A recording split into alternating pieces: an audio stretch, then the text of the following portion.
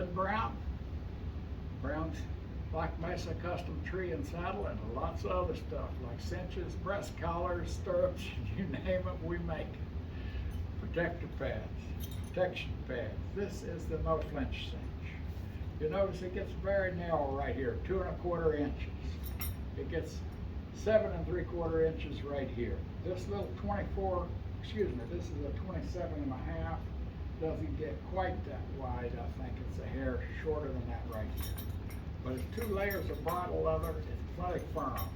You don't have any fake width here. This is to protect the sternum, this distance. This is a shoe sole crate like used on the inside of a pair of hush puppies for your feet. It's a little over about a 1/4 inch thick. It absorbs no moisture, but it's not slick like neoprene. It's just smooth and silky and easy to clean. I want to show this to you. Now we're going to pretend this is the horse's barrel. Okay, that we're looking at this on the underside of the horse and we're girthing. You see what happens with this when I put it on the horse? Now I'm pulling down right now, all I can on these buckles. Do you see the gap in the narrow part of this girth? That's the way this is engineered. And it works quite well and not biting in and pinching like other girths. So when you tighten, you're tightening on the sternum. You're tightening under the buckles. And the buckles rotate. They rotate to let you get the angle you need to go up to your saddles with the latigo strap. If your girth is well forward in the heart girth area and your latigo strap's going up this way, then you angle it like this. Go ahead and cinch up. Your girth will stay where it's supposed to be and your saddle will not get pulled around and forward. That's the reason for the rotating buckles. I'll show you a few more sizes and what happens when you get larger with it. So as we get larger, I'm pushing the front this direction. Makes a little difference though. It can be used either way. I'm going to tilt this up a little bit so maybe you can see it better.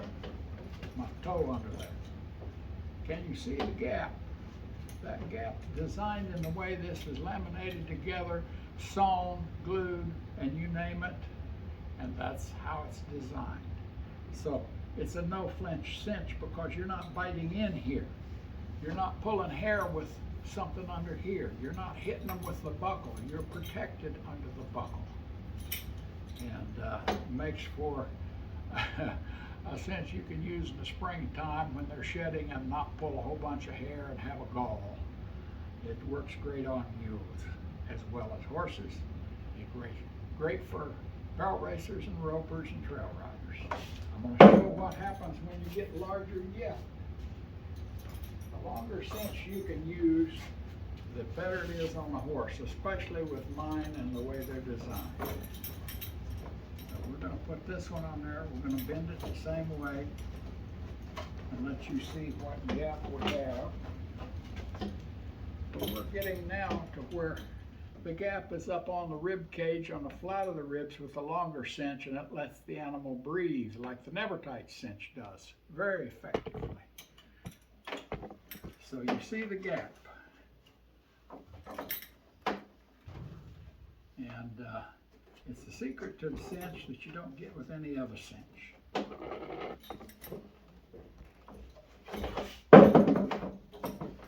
This is a 35.5.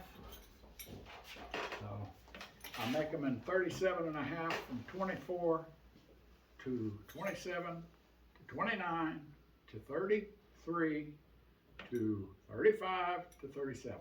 Len Brown. No-Flinch Cinch, it's fantastic. Look at it in our store at thecorrector.net, barrelracingtowin.com, you name it. Thank you very much.